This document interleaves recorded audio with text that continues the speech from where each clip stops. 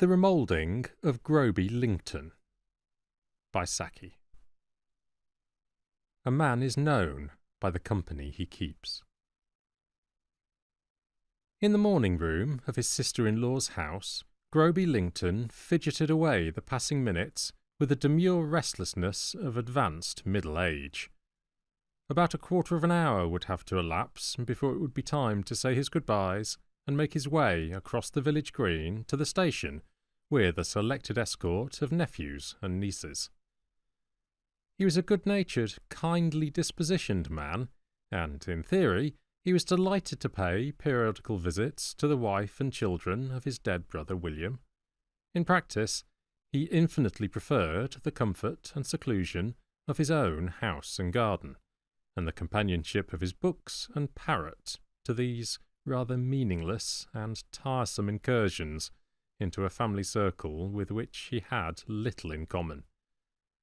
It was not so much the spur of his own conscience that drove him to make the occasional short journey by rail to visit his relatives, as an obedient concession to the more insistent but vicarious conscience of his brother, Colonel John, who was apt to accuse him of neglecting poor old William's family. Groby usually forgot or ignored the existence of his neighbour kinsfolk until such time as he was threatened with a visit from the Colonel, when he would put matters straight by a hurried pilgrimage across the few miles of intervening country to renew his acquaintance with the young people and assume a kindly, if rather forced, interest in the well-being of his sister-in-law. On this occasion, he had cut matters so fine between the timing of his exculpatory visit and the coming of Colonel John that he would scarcely be home before the latter was due to arrive. Anyhow, Groby had got it over, and 6 or 7 months might decently elapse before he need again sacrifice his comforts and inclinations on the altar of family sociability. He was inclined to be distinctly cheerful as he hopped about the room, picking up first one object, then another, and subjecting each to a brief, bird-like scrutiny. Presently his cheerful listlessness changed sharply to an attitude of vexed attention. In a scrapbook of drawings and caricatures belonging to one of his nephews, he had come across an unkindly clever sketch of himself and his parrot, solemnly confronting each other in postures of ridiculous gravity and repose, and bearing a likeness to one another that the artist had done his utmost to accentuate. After the first flush of annoyance had passed away, Groby laughed good-naturedly, and admitted to himself the cleverness of the drawing. Then the feeling of resentment repossessed him. Resentment not against the caricaturist, who had embodied the idea in pen and ink, but against the possible truth that the idea represented. Was it really the case that people grew in time to resemble the animals they kept as pets? And had he unconsciously become more and more like the comically solemn bird that was his constant companion? Groby was unusually silent as he walked to the train with his escort of chattering nephews and nieces, and during the short railway journey his mind was more and more possessed with an introspective conviction that he had gradually settled down into a sort of parrot-like existence. What, after all, did his daily routine amount to but a sedate meandering and pecking and perching, in his garden, among his fruit trees, in his wicker chair on the lawn, or by the fireside in his library? And what was the sum total of his conversation with chance-encountered neighbours? Quite a spring day, isn't it? It looks as though we should have some rain. Glad to see you about again. You must take care of yourself. How the young folk shoot up, don't they? Strings of stupid, inevitable, perfunctory remarks came to his mind. Remarks that were certainly not the mental exchange of human intelligences, but mere empty parrot talk. One might really just as well salute one's acquaintances with "Pretty Polly, puss puss meow." Groby began to fume against the picture of himself as a foolish feathered fowl, which his nephew's sketch had first suggested, and which his own accusing imagination was filling in with such unflattering detail. "I'll give the beastly bird away," he said resentfully, though he knew at the same time that he would do no such thing. It would look so absurd, after all the years that he had kept the parrot, and made much of it, suddenly to try and find it a new home. "Has my brother arrived?" he asked of the stable boy, who had come with the pony carriage to meet him. "Yes, sir. Came down by the 2:15. Your parrot's dead." The boy made the latter announcement with the relish which his class finds in proclaiming a catastrophe. "My parrot dead?" said Groby. "What caused its death?" "The ipe," said the boy briefly. "The ipe?" queried Groby. "Whatever's that?" "The ipe, what the colonel brought down with him," came the rather alarming answer. "Do you mean to say my brother is ill?" asked Groby. "Is it something infectious?" "The colonel's so well as ever he was," said the boy, and as no further explanation was forthcoming, Groby had to possess himself in mystified patience till he reached home. His brother was waiting for him at the hall door. "Have you heard about the parrot?" he asked at once. "'Pon my soul, I'm awfully sorry. The moment he saw the monkey I'd brought down as a surprise for you, he squawked out, 'Rats to you, sir!' and the blessed monkey made one spring at him, got him by the neck, and whirled him round like a rattle.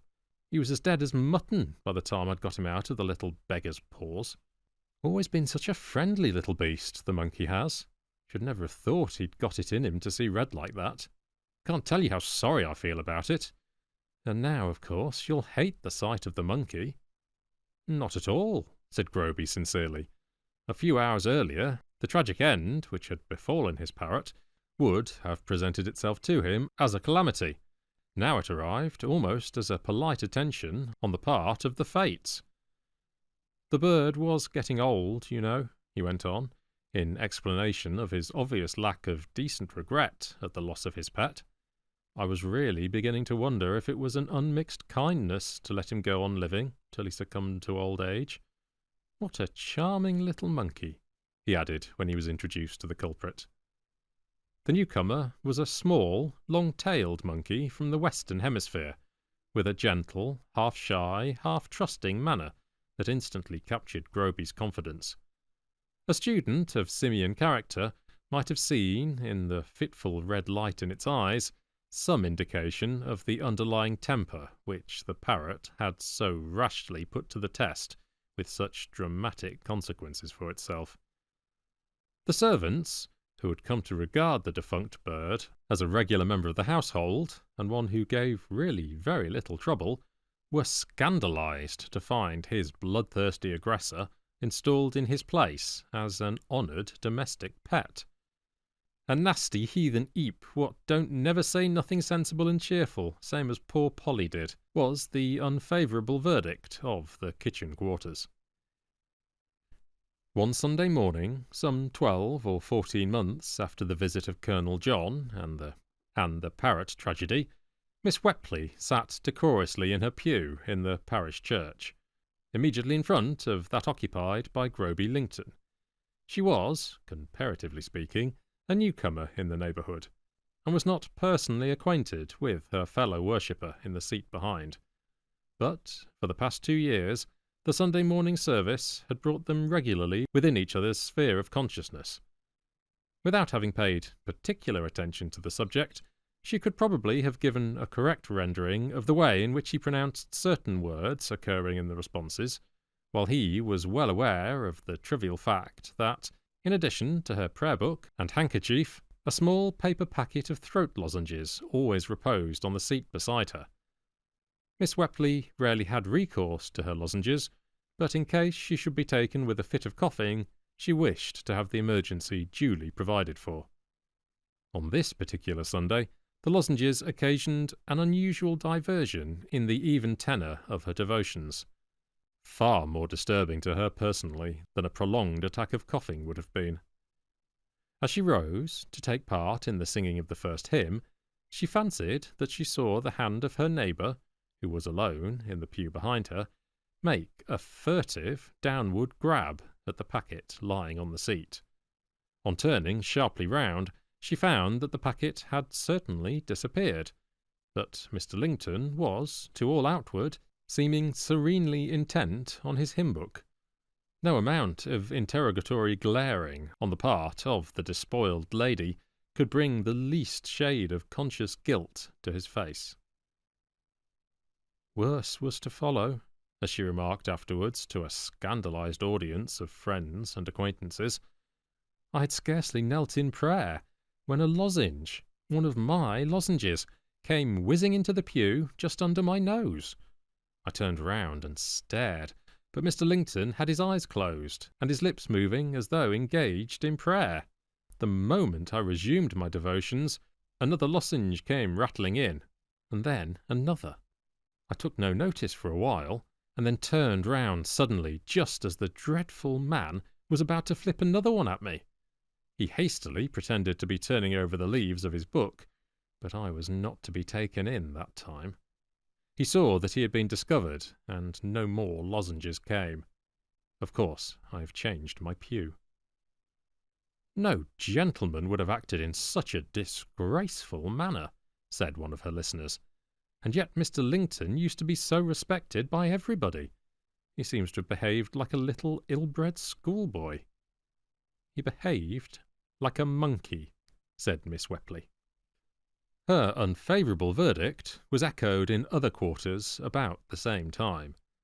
Groby Lington had never been a hero in the eyes of his personal retainers, but he had shared the approval accorded to his defunct parrot as a cheerful, well-dispositioned body, who gave no particular trouble. Of late months, however, this character would hardly have been endorsed by the members of his domestic establishment.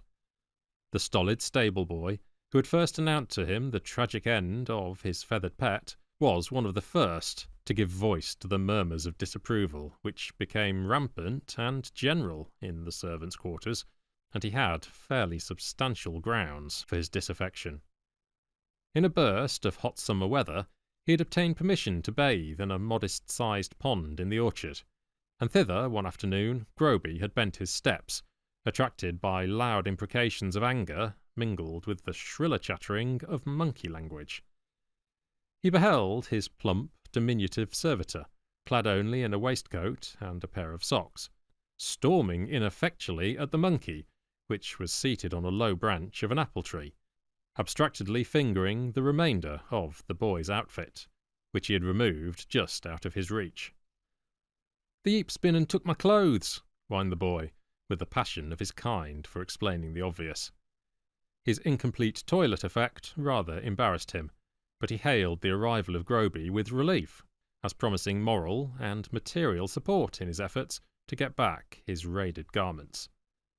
The monkey had ceased its defiant jabbering, and doubtless, with a little coaxing from its master, it would hand back the plunder. "If I lift you up," suggested Groby, "you will just be able to reach the clothes." The boy agreed, and Groby clutched him firmly by the waistcoat, which was about all there was to catch hold of, and lifted him clear of the ground. Then, with a deft swing, he sent him crashing into a clump of tall nettles, which closed receptively round him. The victim had not been brought up in a school which teaches one to repress one's emotions. If a fox had attempted to gnaw at his vitals, he would have flown to complain to the nearest hunt committee rather than have affected an attitude of stoical indifference. On this occasion, the volume of sound which he produced under the stimulus of pain and rage and astonishment was generous and sustained. But above his bellowings he could distinctly hear the triumphant chattering of his enemy in the tree, and a peal of shrill laughter from Groby.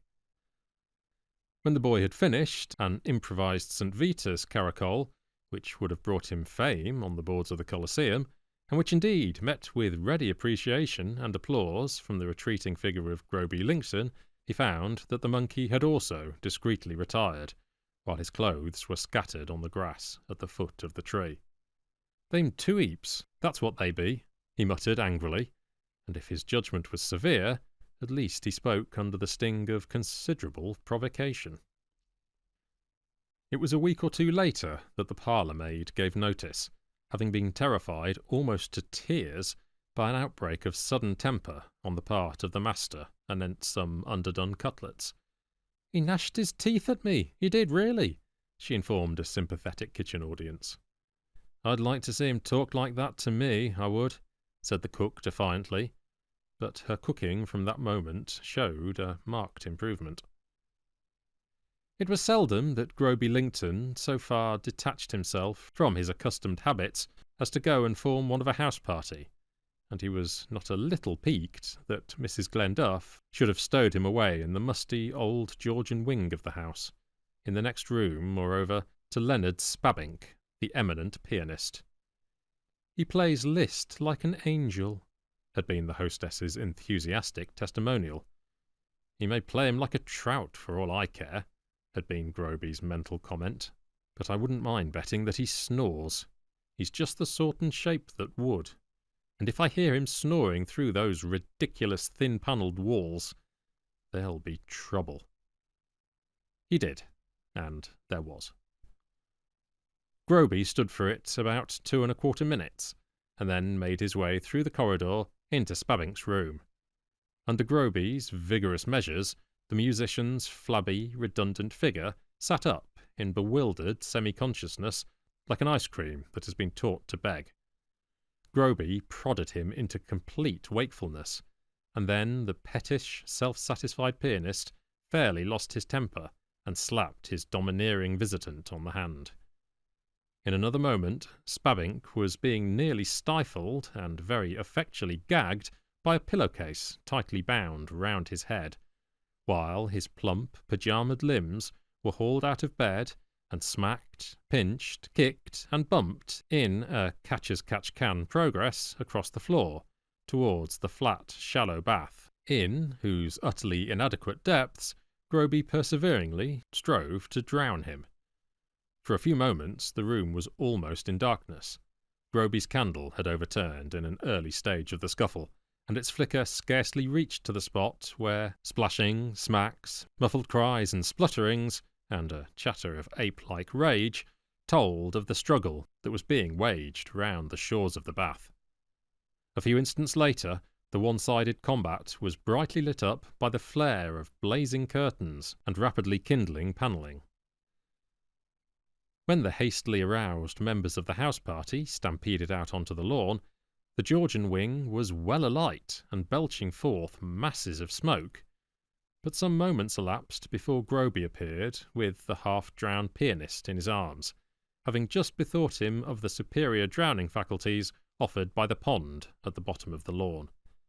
The cool night air sobered his rage, and when he found that he was innocently acclaimed as the heroic rescuer of the poor Leonard Spabink, and loudly commended for his presence of mind in tying a wet cloth round his head to protect him from smoke suffocation, he accepted the situation, and subsequently gave a graphic account of his finding the musician asleep with an overturned candle by his side, and the conflagration well started. Spabink gave his version some days later, when he had partially recovered from the shock of his midnight castigation and immersion. But the gentle, pitying smiles and evasive comments with which his story was greeted warned him that the public ear was not at his disposal. He refused, however, to attend the ceremonial presentation of the Royal Humane Society's life-saving medal. It was about this time that Groby's pet monkey fell a victim to the disease which attacks so many of its kind when brought under the influence of a northern climate. Its master appeared to be profoundly affected by its loss, and never quite recovered the level of spirits that he had recently attained. In company with the tortoise, which Colonel John presented to him on his last visit, he potters about his lawn and kitchen garden, with none of his erstwhile sprightliness, and his nephews and nieces are fairly well justified in alluding to him as Old Uncle Groby.